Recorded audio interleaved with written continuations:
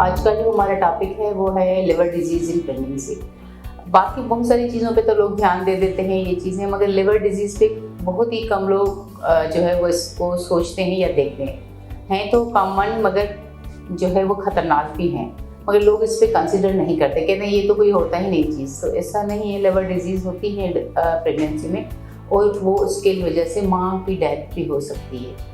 तो उसको इतना आसान नहीं लिया जाना चाहिए कि भाई लिवर डिजीज़ नहीं होती। लिवर डिजीज़ होती है प्रेगनेंसी में।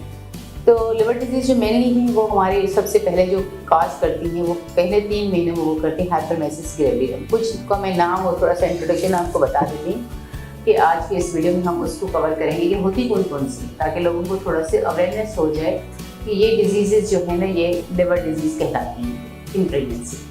उसके बाद फिर हम जैसे जैसे हमारे और वीडियो आएंगे तो उसमें हम कोशिश करेंगे कि हर डिजीज़ को अलग से डिस्क्राइब किया जाए। तो आज का जो हमारा है मेन वो सब पहले 3 महीने में अगर किसी को बहुत ज़्यादा वॉमिटिंग हो रही है, नॉर्मली वॉमिटिंग्स तो होती रहती है, और भी वजह हैं वो है अगर 2 बच्चे नहीं है, कोई और प्रॉब्लम नहीं है, थायराइड डिजीज़ नहीं है, तो लिवर डिजीज़ के बारे में बिल्कुल सोचना चाहिए कि कहीं लिवर डिजीज़ तो नहीं है जिसकी वजह से इतनी ज़्यादा वॉमिटिंग्स हो रही है और पेशेंट को इवन ड्रिप्स की तरफ जाना पड़ रहा है। तो लिवर डिजीज़ प्रेगनेंसी के फर्स्ट 3 महीनों में हाइपरमेसिस ग्रेविडियम करवाता है।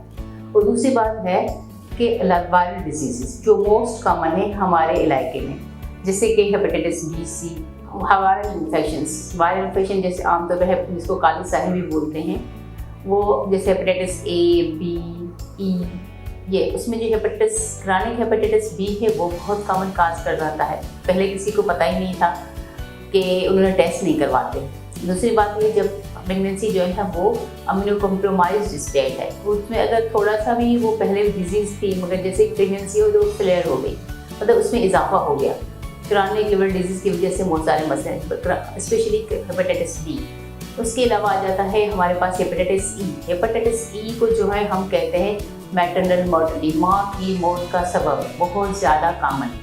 प्रेगनेंसी में अगर किसी भी डॉक्टर या किसी भी जो हेल्थ वर्कर में या किसी जो छोटे से शहर में रहता है कुछ कहता है कि उसने से मैंने हेपेटाइटिस बी, सी करवाया है, तो वो नॉन मार्कर जो है वो वायरल जो है ना वो मार्कर्स नेगेटिव हैं, तो इसमें लिवर डिजीज़ नहीं हो सकती। ऐसा नहीं है। प्रेगनेंसी में जो मोस्ट कॉमन माँ की डेथ का सबब बनता है वो हेपेटाइटिस ई होती है, और हेपेटाइटिस बहुत ज़्यादा खतरनाक होती है। उसको हम वैसे उसका सच तो हम ट्रीटमेंट नहीं, मगर उसका हमने वर्कअप करना होता है, उसको पेशेंट को फॉलोअप पे रखना है। वो पेशेंट जो है ना वो बेहोश भी हो सकती है और लिवर फेलियर की तरफ भी जाती है। तो मैटरनल मॉर्टलिटी का मोस्ट कॉमन काज है वो है hepatitis E in pregnancy, liver disease के हवाले से।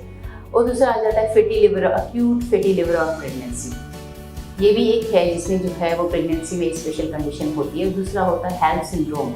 हेल्थ सिंड्रोम मतलब है एलिवेटेड लिवर एंजाइम्स, लो प्लेटलेट्स, जो हमारे प्रेगनेंसी इंड्यूस्ड हाइपरटेंशन की कॉम्प्लिकेशन है। जब वो प्रेगनेंसी इंड्यूस्ड हाइपरटेंशन बढ़ जाता है तो उस वक्त जो है ये लिवर पे जो इफेक्ट होता है तो लिवर एंजाइम्स बढ़ जाते हैं और प्लेटलेट्स कम हो जाए, जिसकी वजह से पेशेंट जो है परमानेंट हेपेटिक फेलियर की तरफ चला जाता है, मतलब हेपेटिक फेलियर की तरफ जाता है। लिवर जो है वो काम करना छोड़ देता है, जिसकी वजह से विटामिन ए कम हो जाता है, पेशेंट ब्लीड करता है। तो health syndrome, acute fatty liver of pregnancy. और एक और डिजीज़ है जिसको हम कहते हैं इंट्रा हेपेटिक कोलिस्टेसिस ऑफ प्रेगनेंसी, जिसको आम जुबान में कहते हैं कि प्रेगनेंसी में खारिश हो गई। तो वो उस खारिश को आम नहीं लेना चाहिए, वो लिवर डिजीज़ भी हो सकती है। उसको हम बोलते हैं इंट्रा हेपेटिक कोलिस्टेसिस ऑफ प्रेगनेंसी। और भी बहुत सी माइनर बैक्टीरियल इन्फेक्शंस होते हैं, या किसी ने ड्रग इंड्यूस्ड, किसी ने बहुत सारी ज़्यादा एक सिंपल सी चीज़ है जिसको कोई चीज़ भी ना पसंद हो, थोड़ा सा भी दर्द हो तो वो पैराडोल ले लेता है, या फिर वो पैरासीटामोल ले लेता है। उस पैरासीटामोल से भी एक्यूट टॉक्सिसिटी हो जाती है, जिसकी वजह से भी लिवर आपका डैमेज हो सकता है। तो ये छोटी छोटी चीज़ें हैं, छोटी सी डिजीज़ हैं। जो भी इस वीडियो को सुन रहा है तो कंसिडर करें कि लिवर डिजीज़ इन प्रेगनेंसी होता है और उसको भी वर्कअप करना चाहिए, उसकी तरफ भी ध्यान देना चाहिए। तो इंशाल्लाह हमारी जो नेक्स्ट आने वाली वीडियोज़ होगी उसमें कोशिश करेंगे कि हम वायरल इन्फेक्शंस को अलग कवर करें, इंट्रा हेपेटिक कोलिस्टेसिस को अलग कवर करें, और जो और लिवर डिजीज़ है उसके बारे में आपको थोड़ा सा और डिटेल में बताएं। Thank you.